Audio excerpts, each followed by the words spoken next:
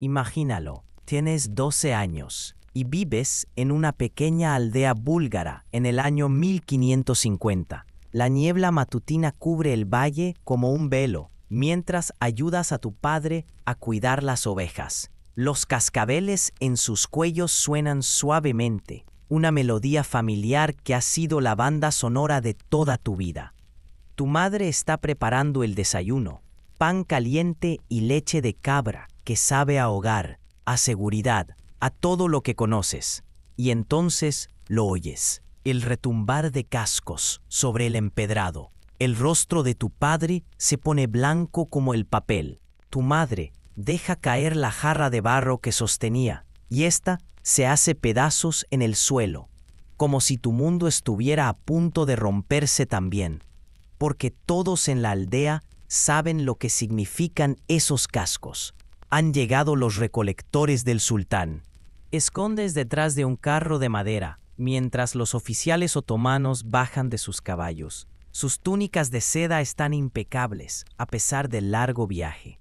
Llevan pergaminos y listas, y sus ojos escanean a los aldeanos con la frialdad de comerciantes evaluando ganado. Uno de ellos señala directamente hacia ti. Tu madre cae de rodillas, suplicando en un idioma que ellos ni se molestan en entender. Tu padre guarda silencio, sabiendo que resistirse significaría la muerte de toda la familia. Te arrancan de sus brazos con promesas, que servirás al sultán, que alcanzarás la grandeza, que es un honor, pero mientras el carro se aleja de todo lo que has conocido, lo único que puedes oír son los sollozos de tu madre desvaneciéndose en la distancia. Nunca volverás a verla. Así comenzó tu nueva vida como niño del palacio, un gulam en el imperio más poderoso del mundo. Y los horrores que te esperaban tras los muros del palacio te harían añorar aquellos días simples, viendo ovejas en los valles brumosos de tu tierra natal. Antes de adentrarnos en estas historias olvidadas de supervivencia y sufrimiento, si te interesa conocer las verdades ocultas de la historia, te invito a darle me gusta a este video y suscribirte para más contenido como este. Y por favor, comenta abajo desde qué lugar del mundo nos estás escuchando. Me parece increíble que estemos explorando estas historias antiguas juntos, desde distintos rincones del planeta, unidos por una curiosidad compartida por el pasado. Así comenzó tu nueva vida como niño del palacio, un gulam en el imperio más poderoso del mundo. Y los horrores que te esperaban tras los muros del palacio te harían añorar aquellos días simples, viendo ovejas en los valles brumosos de tu tierra natal. Antes de adentrarnos en estas historias olvidadas de supervivencia y sufrimiento, si te interesa conocer las verdades ocultas de la historia, te invito a darle me gusta a este video y suscribirte para más contenido como este. Y por favor, comenta abajo desde qué lugar del mundo nos estás escuchando. Me parece increíble que estemos explorando estas historias antiguas juntos, desde distintos rincones del planeta, unidos por una curiosidad compartida por el pasado. El viaje a Estambul fue tu primer contacto con la crueldad sistemática que definiría tu nueva existencia. Tú y decenas de otros niños fueron obligados a marchar durante semanas a través de terrenos ásperos, mal alimentados, durmiendo al aire libre o en refugios precarios que apenas ofrecían protección contra el clima. Los débiles, aquellos que no podían seguir el ritmo, que caían enfermos o simplemente perdían la esperanza, eran abandonados a morir. Aprendiste tu primera lección sobre la vida en el Palacio Otomano incluso antes de llegar a la capital. La debilidad era una sentencia de muerte. Solo los más fuertes, los más astutos o los más adaptables sobrevivirían a lo que venía. El chico que caminaba a tu lado, quizás de unos 14 años, había sido capturado en un pueblo pesquero griego. Se llamaba Nikos, aunque te susurró que pronto ese nombre le estaría prohibido. Intentó escapar la tercera noche de la marcha, pero los guardias lo atraparon antes de que pudiera avanzar un kilómetro. Lo arrastraron de vuelta al campamento y lo golpearon frente a todos los demás niños como advertencia. Sus gritos resonaron por el campo, y tú cerraste los ojos con fuerza para no oírlos, pero no pudiste evitar aprender la lección. Escapar era imposible, resistirse, inútil. Cuando por fin llegaste a las afueras de Estambul, ya habías aprendido a moverte como un fantasma, a hablar solo cuando te hablaban, a hacerte invisible cuando la atención de los guardias se volvía depredadora. Habías visto a niños desaparecer en la noche, algunos que intentaron huir, otros que simplemente no podían soportar un día más. Los huecos que dejaban en la fila eran recordatorios constantes de tu propia fragilidad. La primera visión del horizonte de Estambul debería haberte dejado sin aliento. Los minaretes cortando el cielo, la imponente cúpula de Santa Sofía, el enorme complejo del palacio que pronto sería tu prisión. Pero lo único que sentiste fue un vacío helado, asentándose en tu estómago como una piedra. Esa ciudad magnífica representaba todo lo que habías perdido y todo lo que temías convertirte. Al llegar a Estambul, enfrentaste tu primera selección. Los oficiales otomanos dividieron a los niños sobrevivientes en grupos, según su supuesto potencial. El proceso fue humillante y minucioso. Te revisaron los dientes como si fueras un caballo. Evaluaron tus reflejos, te hicieron recitar las pocas letras y números que conocías. Midieron tu altura, examinaron tu piel en busca de imperfecciones y estudiaron tus rasgos faciales con el desapego químico de tasadores de arte. Los más bellos e inteligentes eran destinados a la escuela del palacio, la Enderun. Otros serían entrenados como genízaros, la élite del ejército otomano.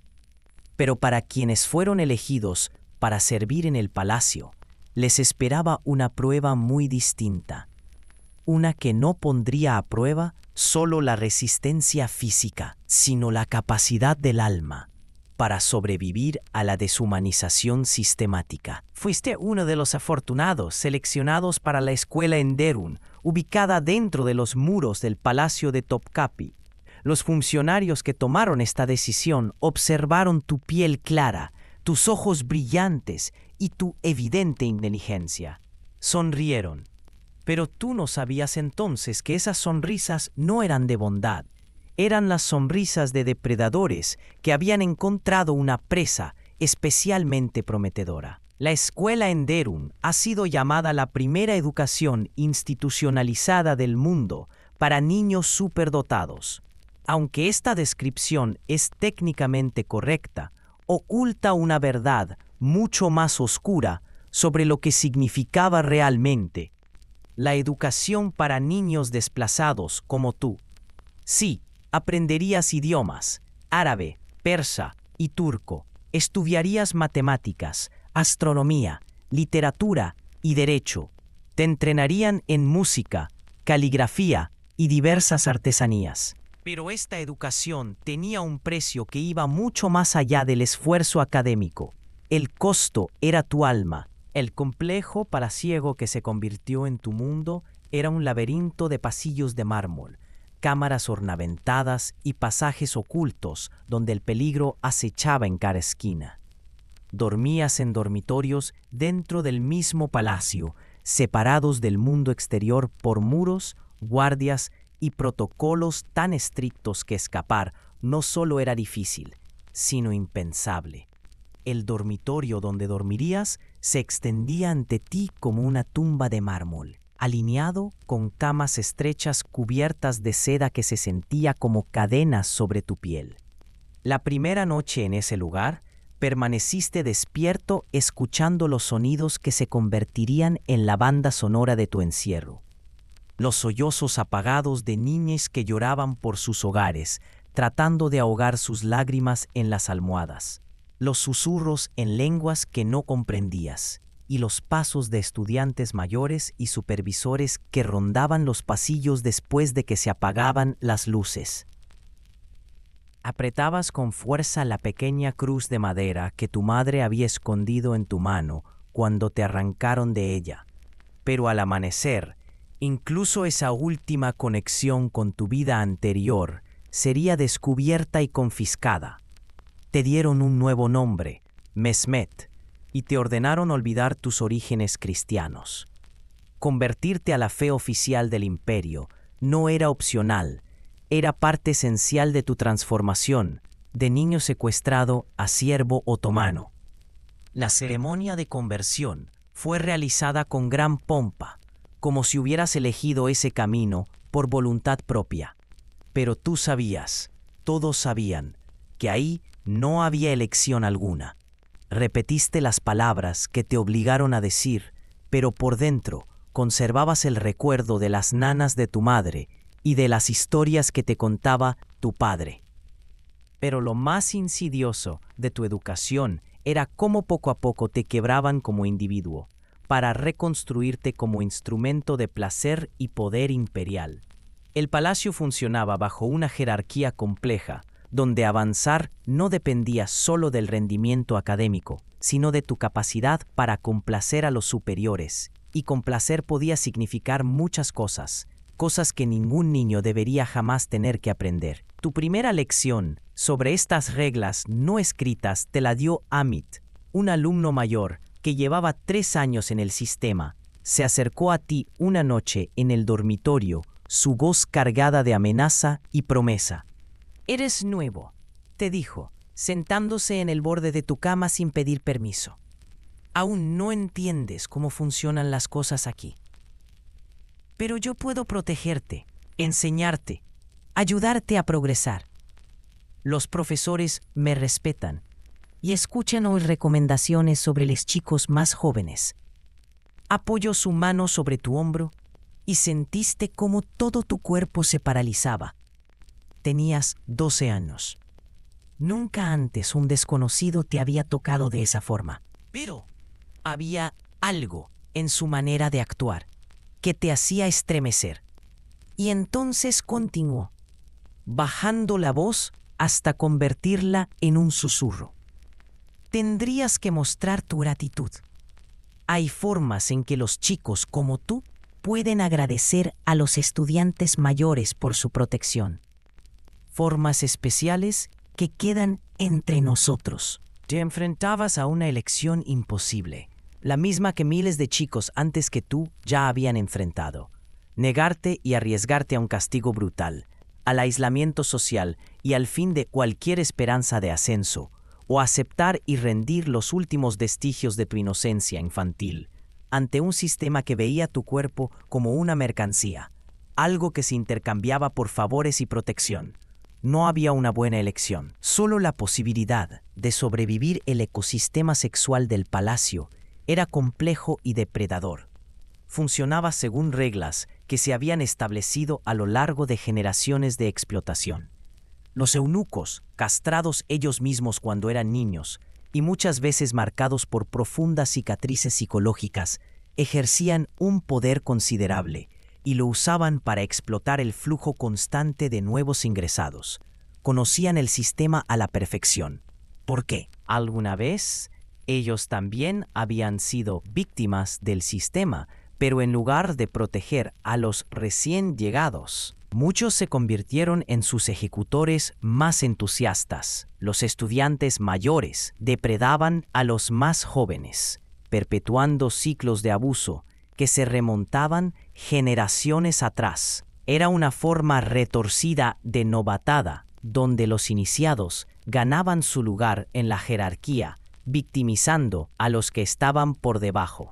Los funcionarios del palacio aprovechaban sus cargos para acceder con impunidad a los chicos más hermosos, sabiendo que sus víctimas no tenían recursos ni nadie a quien acudir en busca de justicia. Lo que volvía este sistema particularmente insidioso era su integración con la jerarquía oficial del palacio. Las relaciones sexuales no eran escándalos ocultos, eran parte del orden social, ejidas tan profundamente en el tejido de la vida diaria que parecían naturales e inevitables. Los chicos que llamaban la atención de un patrón poderoso podían ver sus carreras aceleradas, sus estudios facilitados y sus vidas considerablemente más cómodas. Los que se negaban o disgustaban a sus superiores eran relegados a tareas serviles, sometidos a una disciplina más dura o simplemente desaparecían del registro del palacio. El impacto psicológico en chicos como tú era devastador y cuidadosamente calculado. Separado de tu familia, despojado de tu identidad original y arrojado a un mundo donde tu cuerpo era visto como una mercancía, desarrollabas lo que hoy reconoceríamos como respuestas propias de un trauma complejo. Algunos chicos se volvían manipuladores y calculadores, aprendiendo a usar su sexualidad como herramienta de ascenso y supervivencia. Otros se cerraban por completo, convirtiéndose en cascarones vacíos que cumplían con los rituales de la vida palaciega, mientras sus espíritus morían por dentro. Viste ambas transformaciones ocurrir ante tus propios ojos, Dimitri, que había sido llevado desde la misma región que tú, aprendió a sonreír y coquetear con los estudiantes mayores y los maestros. A los 6 meses tenía ropa nueva, mejor comida y un tutor privado para sus estudios de idiomas. Pero sus ojos estaban muertos y ya no hablaba de su hogar ni de su familia cuando llegaban chicos nuevos. Los miraba con la misma mirada calculadora que los oficiales una vez habían dirigido hacia él. Stefanos, un chico griego hijo de un pescador, tomó el camino opuesto, rechazó todas las insinuaciones, soportó golpizas y castigos y poco a poco se fue desvaneciendo en una existencia fantasmal. Cumplía sus deberes mecánicamente, estudiaba lo justo, pero sin entusiasmo, y parecía desaparecer un poco más cada día. Una mañana, su cama estaba vacía y nadie volvió a mencionar su nombre. Tú trataste de encontrar un camino intermedio, aceptando algunas insinuaciones para sobrevivir, mientras intentabas conservar intacto algún núcleo de ti mismo. Pero el palacio estaba diseñado para volver imposible ese tipo de compromiso. Cada día traía nuevas pruebas, nuevas elecciones entre la degradación y la destrucción, nuevas formas en que el sistema buscaba rehacerte a su imagen. Los viajeros europeos que visitaban la corte otomana a veces lograban vislumbrar este mundo oculto, aunque sus relatos estaban casi siempre filtrados por sus propios prejuicios culturales y su escasa comprensión del sistema. Un embajador veneciano del siglo XVI anotó con inquietud la excesiva afición que los funcionarios del palacio mostraban hacia sus jóvenes sirvientes varones, describiendo escenas que lo incomodaron profundamente. Escribió haber visto a niños de apenas 10 u 11 años, vestidos con seda y joyas, atendiendo a hombres mayores con una familiaridad que sugería relaciones que iban mucho más allá de una dinámica apropiada entre amo y sirviente. Un diplomático francés del siglo XVII escribía de forma más explícita sobre lo que presenció durante una recepción en el palacio. Los jóvenes pajes se mueven por los pasillos como aves hermosas enjauladas, con la mirada baja, pero sus cuerpos adornados para la exhibición. Cabizbajos, pero sus cuerpos adornados para la exhibición. Es imposible no notar la forma posesiva en que ciertos funcionarios observan a estos niños, ni el destello de miedo que asoma en los ojos del chico cuando su amo se le acerca.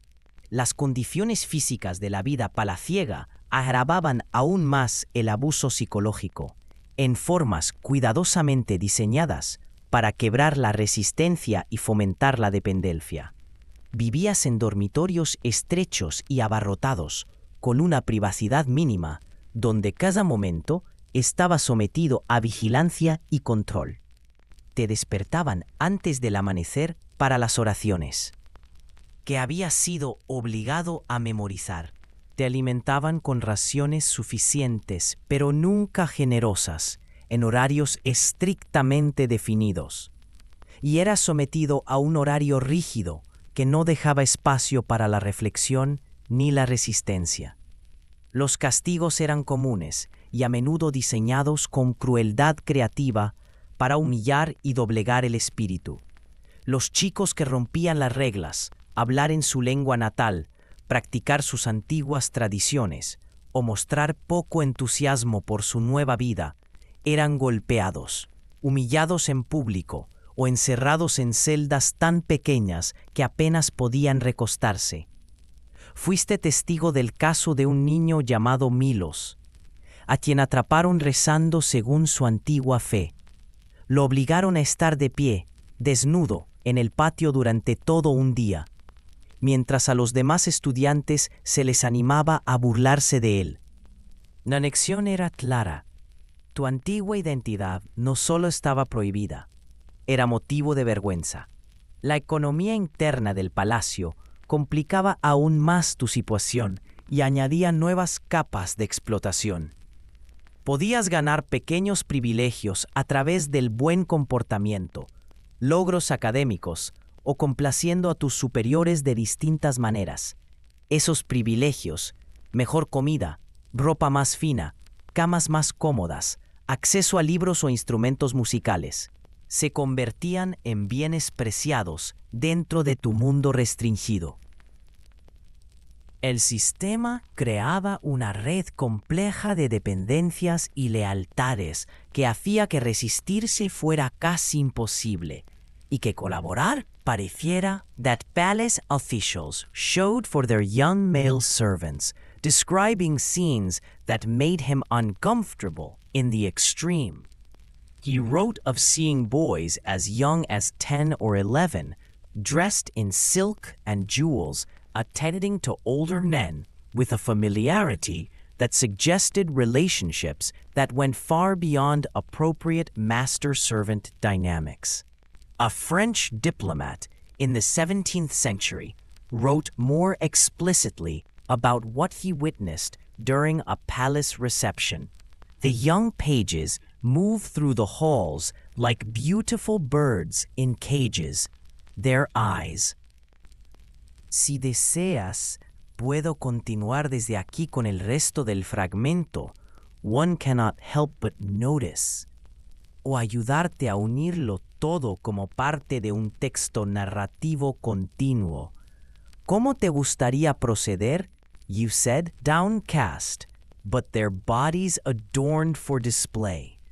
One cannot help but notice the possessive manner in which certain officials regard these children, nor the fear that flickers in the boys' eyes when their masters approach. The physical conditions of palace life compounded the psychological abuse in ways that were designed to break down resistance and create dependency. You lived in cramped dormitories with minimal privacy where every moment was subject to surveillance and control. You were awakened before dawn for prayers.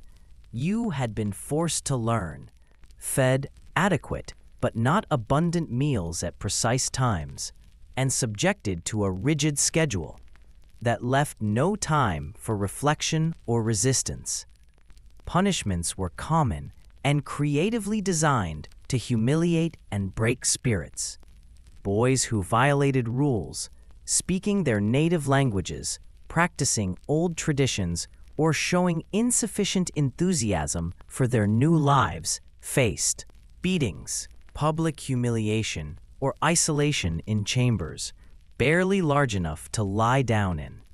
You witnessed a boy named Milos, who had been caught praying in the manner of his former faith, forced to stand naked in the courtyard for an entire day while other students were encouraged to mock him. The lesson was clear. Your old identity was not just forbidden, it was a source of shame.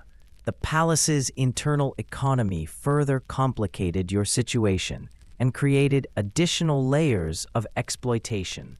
You could earn small privileges through good behavior, academic achievement, or by pleasing your superiors in various ways. These privileges, better food, nicer clothing, more comfortable sleeping arrangements, access to books or musical instruments, became precious commodities in your restricted world. The system created a complex web of dependencies and loyalties that made resistance nearly impossible, and collaboration seemed like a... Gracias por continuar. Aquí tienes la traducción completa del nuevo fragmento conservando el tono oscuro, analítico y emocionalmente fiel del original. Cabizbajos, pero sus cuerpos adornados para la exhibición. Es imposible no notar la forma posesiva en que ciertos funcionarios observan a estos niños, ni el destello de miedo que asoma en los ojos del chico cuando su amo se le acerca. Las condiciones físicas de la vida palaciega agravaban aún más el abuso psicológico, en formas cuidadosamente diseñadas para quebrar la resistencia y fomentar la dependencia. Vivías en dormitorios estrechos y abarrotados, con una privacidad mínima, donde cada momento estaba sometido a vigilancia y control. Te despertaban antes del amanecer para las oraciones, que habías sido obligado a memorizar. Te alimentaban con raciones suficientes, pero nunca generosas, en horarios estrictamente definidos, y eras sometido a un horario rígido que no dejaba espacio para la reflexión ni la resistencia.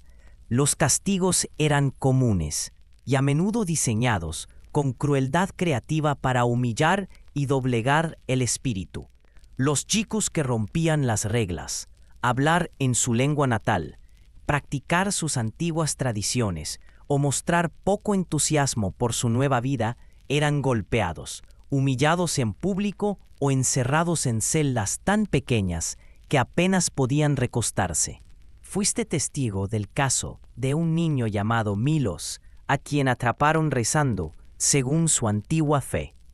Lo obligaron a estar de pie, desnudo, en el patio durante todo un día, mientras a los demás estudiantes se les animaba a burlarse de él. La lección era clara.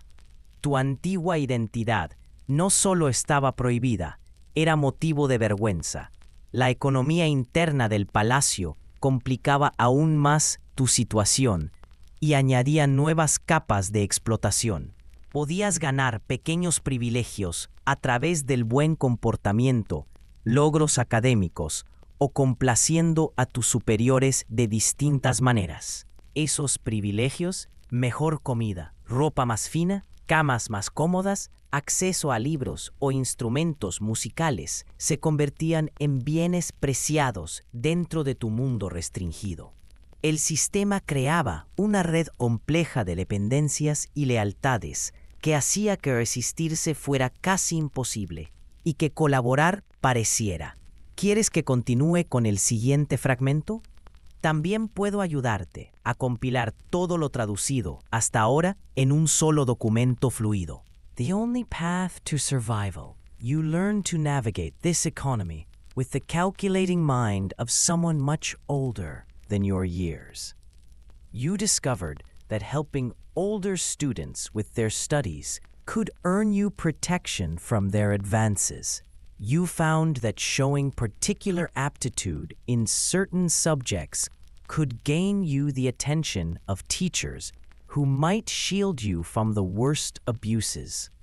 You realized that perfect obedience and visible enthusiasm for your new life could result in small freedoms that felt enormous in your circumscribed world. Some boys attempted escape, but the palace's location on a peninsula surrounded by water made this extremely difficult. Those who were caught faced severe punishment that was deliberately made public to deter others.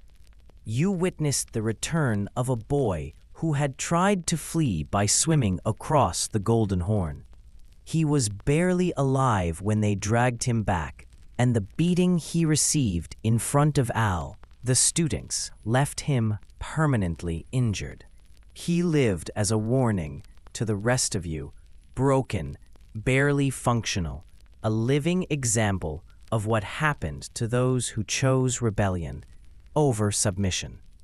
The few boys who managed to flee faced an even more daunting challenge. They had been in the palace so long and their original identities so thoroughly erased that returning to their former lives was impossible. Their families might not recognize them. Their communities might reject them as traitors or converts, and they possessed few skills that would allow them to survive.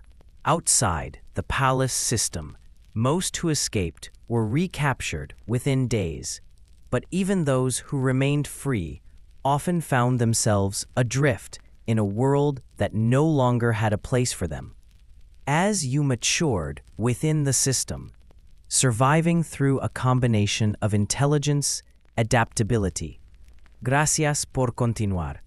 Aquí tienes la traducción completa de este nuevo fragmento, manteniendo el tono maduro, introspectivo y emocionalmente preciso.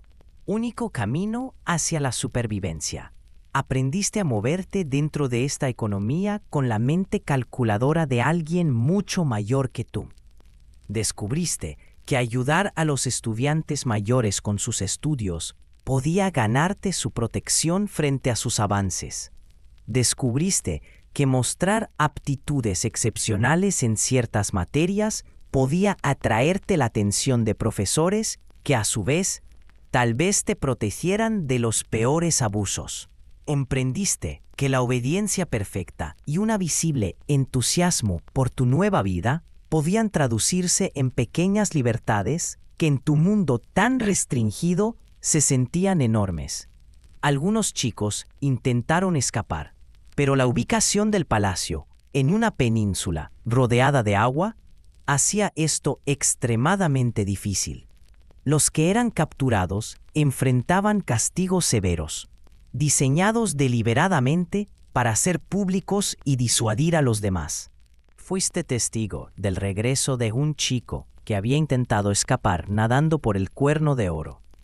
Apenas respiraba cuando lo arrastraron de vuelta, y la paliza que recibió frente a todos los estudiantes lo dejó con heridas permanentes. Vivió el resto de sus días como una advertencia para ustedes, roto, apenas funcional, un ejemplo vivo de lo que ocurría a quienes elegían la rebelión sobre la sumisión. Los pocos chicos que lograban escapar se enfrentaban a un desafío aún más desalentador. Habían pasado tanto tiempo en el palacio y sus identidades originales habían sido tan completamente borradas que volver a sus vidas anteriores era imposible. Sus familias tal vez ya no los reconocían. Sus comunidades podían rechazarlos, viéndolos como traidores o conversos, y casi no tenían habilidades que les permitieran sobrevivir fuera del sistema palaciego. La mayoría de los que escapaban eran recapturados en cuestión de días. Pero incluso los que lograban permanecer libres a menudo se encontraban a la deriva, en un mundo que ya no tenía lugar para ellos. Mientras madurabas dentro del sistema, sobreviviendo gracias a una combinación de inteligencia, adaptabilidad, una sumisión cuidadosamente calculada, te enfrentaste a nuevos desafíos y a una corrupción aún más profunda de tu alma.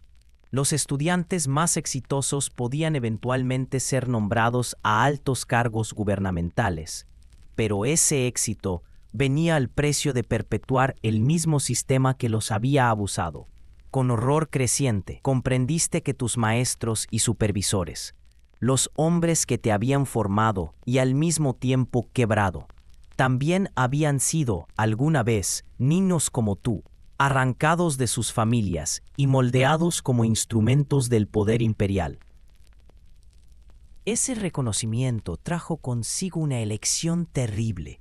Podías resistir al sistema y con toda probabilidad ser destruido por él, o podías abrazarlo por completo y convertirte en uno de sus ejecutores, seleccionando a la siguiente generación de niños, quebrando sus voluntades, reconstruyéndolos a la imagen del palacio y manteniendo intactas las jerarquías de poder y explotación. Muchos chicos eligieron este segundo camino, encontrando más fácil convertirse en depredadores que seguir siendo presas indefinidamente. La ceremonia de graduación, conocida como chikma, marcaba el final de tu educación palaciega y tu entrada al servicio imperial. Tras años de abuso sistemático disfrazado de educación, emergías como un joven fluido en varios idiomas, habilidoso en administración y diplomacia, formado en las artes y las ciencias. Pero también emergías como alguien cuya alma había sido sistemáticamente corrompida, cuya comprensión del poder estaba irremediablemente ligada a la explotación y cuya capacidad para las relaciones humanas normales había sido dañada en formas que quizás nunca sanarán.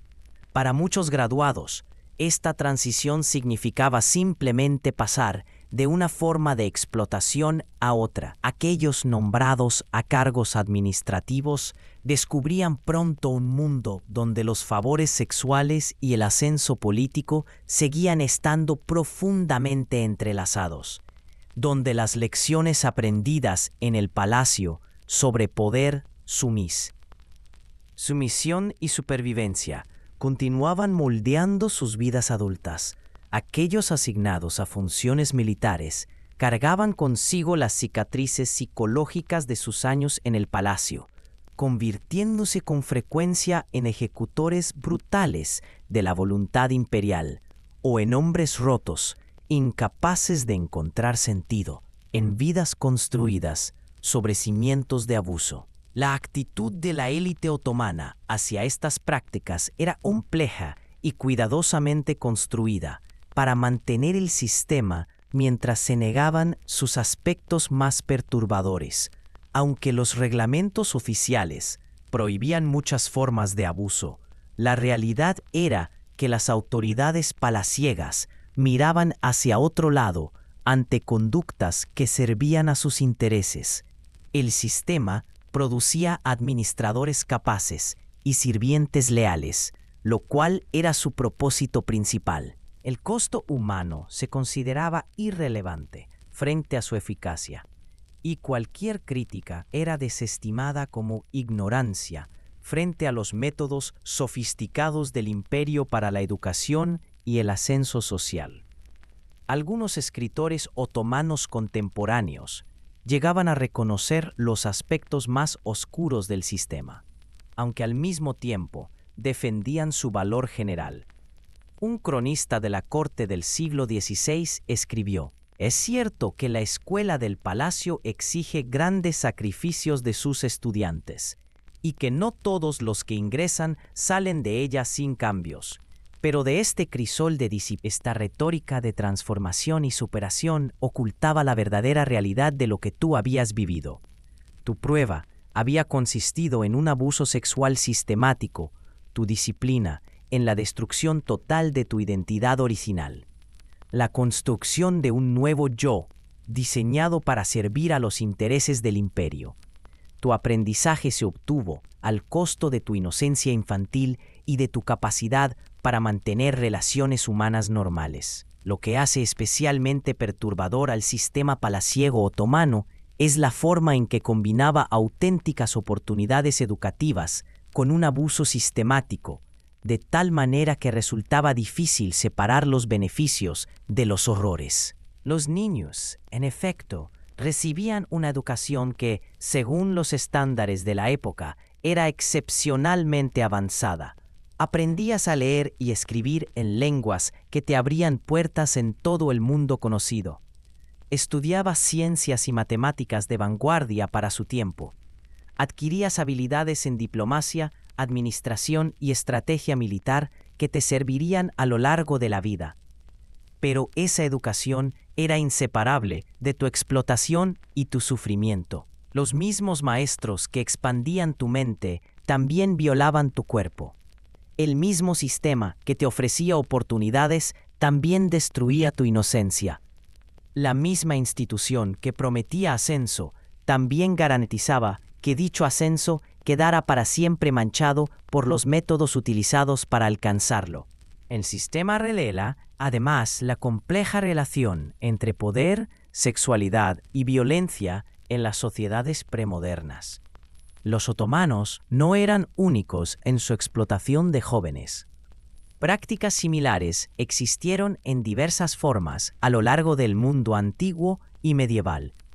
Pero el sistema otomano destacaba por su escala, su sistematización y su integración directa en el aparato imperial.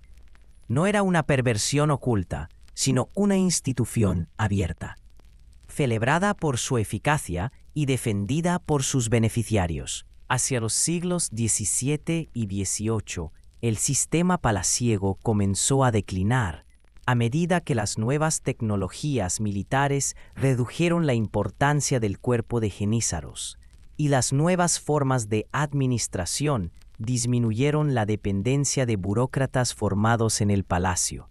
La influencia europea y el cambio en las actitudes sociales también contribuyeron a la transformación gradual del sistema. Pero para los miles de niños que cruzaron las puertas del palacio durante el apogeo del sistema, esos cambios llegaron demasiado tarde. Sus historias de infancias perdidas, inocencias destruidas y espíritus quebrados al servicio del poder imperial representan uno de los ejemplos más sistemáticos de abuso infantil institucionalizado en la historia. Los niños que lograron sobrevivir aprendieron a navegar un mundo donde su belleza era al mismo tiempo un activo y una condena, donde su inteligencia era valorada, pero su humanidad no, donde avanzar requería entregar partes de su alma que jamás podrían recuperar. Algunos ascendieron a posiciones de gran poder e influencia, convirtiéndose en visires, generales y gobernadores que dieron forma al destino del imperio, pero llevaban consigo las cicatrices de sus años en el palacio. Y muchos perpetuaron los mismos ciclos de abuso que los habían formado. Otros desaparecieron en la oscuridad de la historia, sus destinos ignorados y su sufrimiento no registrado, recordados solo como entradas en archivos administrativos que anotaban su llegada, su formación y su eventual asignación al servicio imperial. Las paredes del palacio, aquellas que una vez resonaron con los pasos de esos niños, aún siguen en pie, hoy transformadas en museo, donde los turistas admiran la grandeza arquitectónica y los tesoros artísticos de la corte otomana. Los visitantes se maravillan ante las bellas cámaras donde la élite del imperio fue educada, pero solo ven la belleza física de los espacios. Los corredores de mármol guardan sus secretos más oscuros, y las habitaciones donde la educación y la explotación se entrelazaban permanecen en silencio sobre el precio que generaciones de niños pagaron por la gloria imperial. Las visitas guiadas hablan de las innovaciones educativas de la escuela del palacio, de su papel en la formación de hábiles administradores, de su contribución al éxito del imperio. No mencionan el abuso sistemático que era fundamental para su funcionamiento, ni a los niños que murieron antes de someterse, ni a los hombres que salieron de esas salas marcados para siempre por lo que allí vivieron. Al terminar este relato, imaginando tu historia como representativa de miles de otras similares, recuerdo que estas historias de sufrimiento y supervivencia no son meras curiosidades históricas. Representan seres humanos reales, niños arrancados de sus familias, despojados de sus identidades y forzados a navegar un mundo que valoraba sus cuerpos y sus mentes, mientras consideraba su humanidad como irrelevante frente a los grandes designios del imperio. El niño que he imaginado, de pie en esos corredores de mármol, con el miedo en el corazón y el silencio en los labios. Representas a miles de niños reales, cuyos nombres nunca conoceremos, cuyas historias individuales jamás fueron registradas, cuyo sufrimiento nunca fue reconocido por el sistema que los creó y los sostuvo. Tu fantasma y los fantasmas de todos los niños como tú aún recorren los pasillos del palacio, recordándonos que detrás de toda la grandeza de un imperio hay siempre una base construida sobre el sufrimiento humano, que el precio del poder lo pagan con demasiada frecuencia aquellos que no tienen elección. El horror no residía solo en la violencia, sino en cuán sistemáticamente se aplicaba, en lo completamente normalizada que estaba y en cuán a fondo fue olvidada por la historia. Tú y los niños como tú vivisteis y moristeis dentro de un sistema que os trataba como objetos hermosos, diseñados para ser moldeados y utilizados.